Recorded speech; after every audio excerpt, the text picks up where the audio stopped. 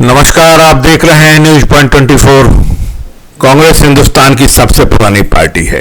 कांग्रेस की दुर्दशा को देखकर हिंदुस्तानी जो कांग्रेसी हैं उन्हें रोना आ रहा है। दुनिया के सबसे बड़े लोकतंत्र की सबसे पुरानी पार्टी अब जिंदा भी रहेगी या नहीं, इस बात को लेकर संशय है।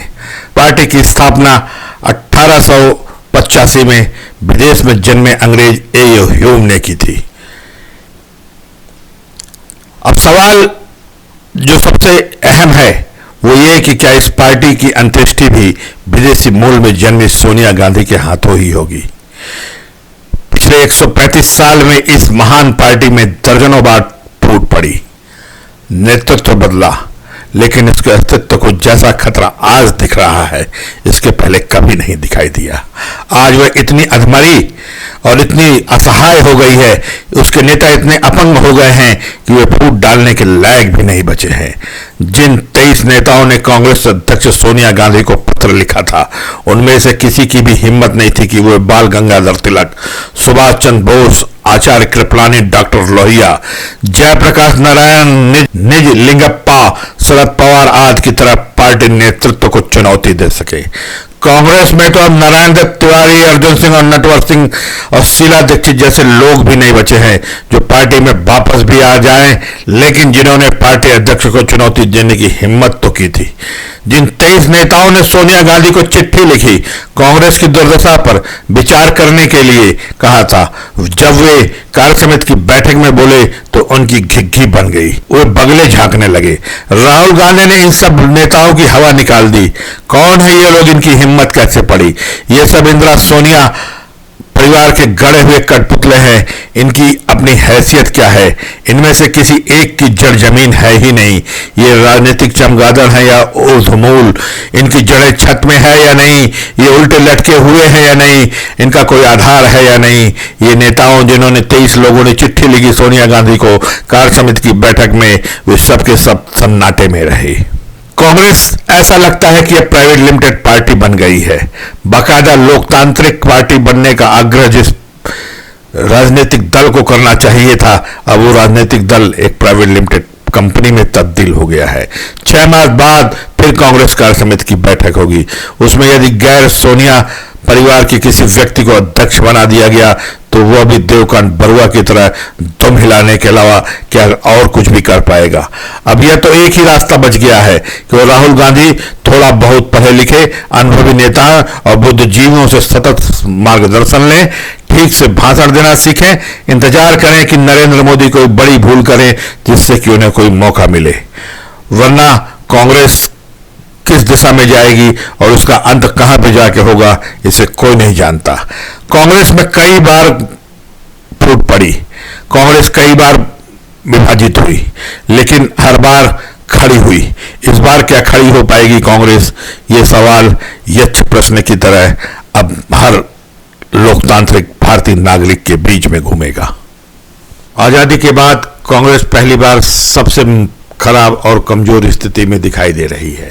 पार्टी केंद्र की सत्ता से दूर है। पार्टी के पास कोई स्थायी अध्यक्ष नहीं है। सवाल बस ये है कि अध्यक्ष कौन बने। क्या गांधी परिवार के बाहर का होगा या गांधी परिवार का अध्यक्ष होगा? इन सब सवालों के बीच कांग्रेस कार्य समिति की बैठक भी हुई। आरोप प्रत्यारोपों के बीच बैठक दिन भर चली और फिर खत्म हो गई। अब 6 महीने के बाद कांग्रेस का स्थायी अध्यक्ष चुना जाएगा। एक सवाल यह भी खड़ा हो रहा है कि क्या कांग्रेस पार्टी में कोई विभाजन होने वाला है? कांग्रेस में विभाजन का इतिहास लंबा है। कांग्रेस से निकलकर बाहर जाने वाले नेताओं की फहरिस्त बड़ी है, लेकिन उनका राजनीतिक सफर छोटा रहा। कांग्रेस में छिटपुट नेताओं के बाहर जाने और वापस आने की घटनाओं को छोड़ दिया जाए तो प्रमुख विभाजन इंदिरा गांधी के जमाने में हुआ था। 1966 में इंदिरा गांधी जब प्रधानमंत्री बनी तब के कामराज और मोरारजी देसाई ने इंदिरा गांधी के नेतृत्व को चुनौती दी थी।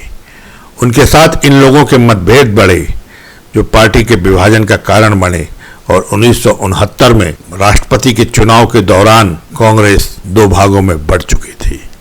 पार्टी के सिंडिकेट उम्मीदवार नीलम संजीव रेड्डी की जगह इंदिरा गांधी ने बीबी गिरी को वोट देने की वकालत कांग्रेस जनों से की। नतीजा यह हुआ कि के कामराज, निजलिंगप्पा, मोरारजी देसाई गुट ने कांग्रेस ओ और इंदिरा गांधी ने कांग्रेस आर बना ली। अखिल भारतीय कांग्रेस कमेटी के 705 सदस्यों में से 446 इंदिरा गांधी के साथ खड़े थे। उस दौर में संगठन को अनौपचारिक रूप से सिंडिकेट और इंदिरा गुट को इंडिकेट कहा गया। इंदिरा गांधी के ही कार्यकाल में एक और बड़ा विभाजन हुआ। तब इंदिरा गांधी रायबरेली से चुनाव हार चुकी थी।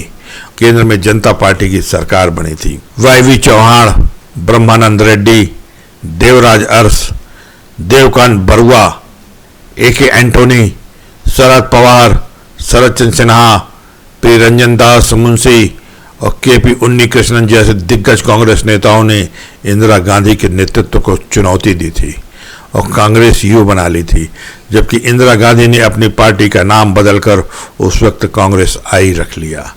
1978 में हुए इस विभाजन का कर्नाटक, केरल और महाराष्ट्र और गोवा में अच्छा खासा प्रभाव देखने में नजर आया। इंडियन नेशनल कांग्रेस में 1981 में बंटवारा हुआ। शरद पवार पार्टी से अलग हो गए और इंडियन नेशनल कांग्रेस सोशलिस्ट बना ली थी। 1980 में जैसे ही इंदिरा गांधी वापस सत्ता में आई, विभाजित हुए अधिकांश नेता फिर पार्टी में शामिल हो गए। इसके बाद कांग्रेस में बड़ा विभाजन बफोर्स के मुद्दे पर विश्वनाथ प्रताप सिंह की अगुवाई में देखने को मिला। विभाजन में राजीव गांधी के चचेरे भाई अरुण नेहरू भी विश्वनाथ सिंह प्रताप के साथ खड़े नजर आए। आरिफ मोहम्मद खान ने कांग्रेस ही छोड़ दी थी।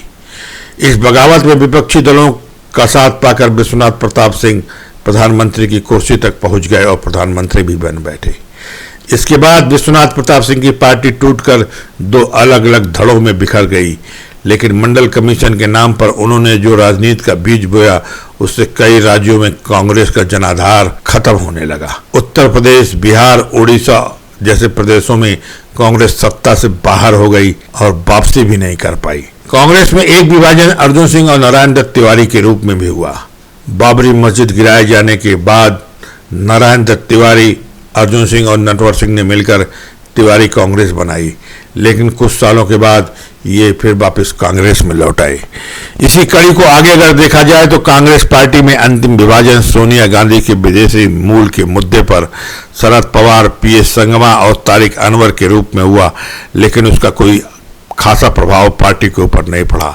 शरद पवार कांग्रेस में नहीं है, जबकि तारिक अनवर अब कांग्रेस में वापस लौट चुके हैं। इन विभाजनों के अलावा कांग्रेस पार्टी में नेताओं का आना और जाना लगा रहा। आजादी के बाद जे.बी. कृपलानी के समय से चालू हुआ यह सिलसिला कांग्रेस में बदस्तूर जारी है। दर्जनों बार कद्दावर नेताओं ने पार्टी छोड़ी और फिर पार्टी में वापस लौटे, लेकिन फिर या तो उनका अस्तित्व खत्म हो गया या वो लौट कर आए तो कांग्रेस में ही आए और कांग्रेस के सहारे ही खड़े रहे।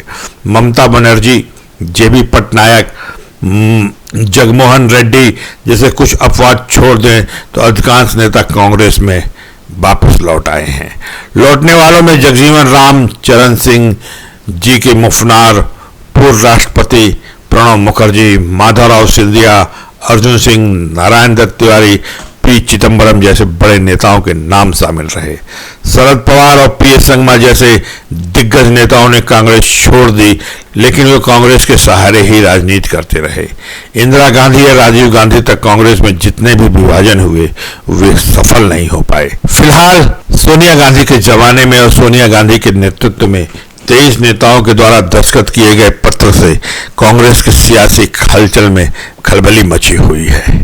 शक्ति के विकेंद्रीकरण, प्रदेश इकाइयों के सशक्तिकरण और केंद्रीय संसदीय बोर्ड के गठन जैसे मुद्दों को लेकर 23 नेताओं ने कांग्रेस की कार्यकारी अध्यक्ष सोनिया गांधी को पत्र लिखा। केंद्रीय संसदीय बोर्ड 1970 के दशक तक कांग्रेस में था, लेकिन उसके बाद इसे खत्म कर दिया गया। कांग्रेस के जिन 23 नेताओं ने सियासी बवंडर खड़ा करने वाले पत्र पर हस्ताक्षर किए, उनमें गुलाम नबी आजाद, आनंद शर्मा, भूपेंद्र सिंह हुड्डा, पृथ्वीराज चौहान, राजेंद्र कौल भट्टल, पूर्व मंत्री मुकुल वासनिक, कपिल सिब्बल, बीरप्पा मोइली, शशि थरूर, सांसद मनीष तिवारी, मिलिंद देवड़ा, जतिन प्रसाद, संदीप दीक्षित जैसे लोग शामिल हैं, जिन लोगों ने कांग्रेस नेतृत्व और कांग्रेस की कार्यशैली पर सवाल उठाए। इस पत्र में राज्यों की इकाइयों से राज बब्बर, अमरिंदर सिंह लवली, कौल सिंह ठाकुर, वरिष्ठ नेताओं में अखिलेश प्रसाद सिंह, कुलदीप शर्मा के भी नाम हैं। ऐसे में सवाल उठ रहा है कि क्या कांग्रेस में एक बार फिर विभाजन होगा। आजादी के बाद कांग्रेस पार्टी पहली बार टूटी जब जे कृपलानी ने इससे अलग होकर किसान मजदूर पार्टी बना ली और एनजी रंगा ने हैदराबाद स्टेट प्रजा पार्टी बनाई।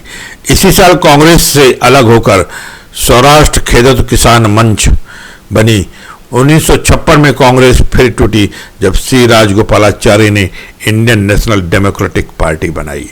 इसके बाद 1959 में बिहार, राजस्थान, गुजरात और उड़ीसा में कांग्रेस पार्टी में फूट पड़ी और कांग्रेस यहाँ टूट गई। यहाँ कांग्रेस से अलग होकर कांग्रेसी नेताओं ने अपनी अपनी पार्टियां बनाई। 1964 के दौरान के.एम. जॉर्ज ने केरल कांग्रेस बनाई और 1966 में उड़ीसा में हरकृष्णा महताबा ने उड़ीसा जन कांग्रेस का निर्माण किया।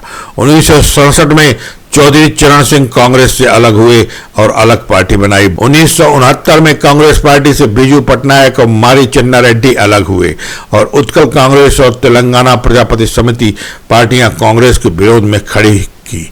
इस साल बिहार में जगजीवन राम ने कांग्रेस से अलग होने का फैसला किया और जगजीवन राम कांग्रेस पार्टी की स्थापना की। 1984 में असम में शरद चंद्र सिन्हा ने कांग्रेस से अलग होकर अपनी पार्टी बनाई। 1986 में प्रणव दा ने विभाजन का झंडा बुलंद किया और राष्ट्रवादी समाजवादी कांग्रेस पार्टी बनाई। 1988 में शिवाजी गणेशन ने तमिलनाडु में कांग्रेस पार्टी तोड़कर टीएमएम पार्टी बनाई। तो 1996 में कांग्रेस से टूटकर कई राज्यों में नई क्षेत्रीय पार्टियों का गठन हुआ। 1997 में बंगाल और फिर तमिलनाडु में कांग्रेस टूटी। बंगाल में ममता बनर्जी ने तृणमूल कांग्रेस बनाई, वहीं तमिलनाडु में बी रामा मूर्ति ने मक्कल कांग्रेस की स्थापना की। 1998 में कांग्रेस पार्टी गोवा, अरुणाचल प्रदेश में टूटकर गोवा राजीव कांग्रेस और Arunachal Congress all India Indira Congress circular बनी। इसी तरह 1999 में राष्ट्रवादी कांग्रेस पार्टी बनी और जम्मू कश्मीर में मुफ्ती सईद ने कांग्रेस से पल्ला झाड़कर पीडीपी बनाई। लेकिन इनमें से अधिकांश पार्टियों का बाद में कांग्रेस में विलय हो गया। सच्चाई यह है कि आंध्र प्रदेश, पश्चिम बंगाल जैसे राज्यों में कांग्रेस को विभाजन का बड़ा नुकसान उठाना पड़ा और इसका खामियाजा भी भुगतना पड़ा। उत्तर प्रदेश, बिहार, महाराष्ट्र जैसे बड़े राज्यों में पार्टी बिना गठबंधन के चुनाव नहीं लड़ सकती है। आज की स्थिति यही है। ऐसी स्थिति में कांग्रेस में अब कोई विभाजन होता है तो पार्टी बड़ी मुश्किल में फंस जाएगी। नमस्कार, देखते रहें न्यूज पॉइंट 24 अगले समाचार के लिए। She burns the bridges in my head by lighting up a fire.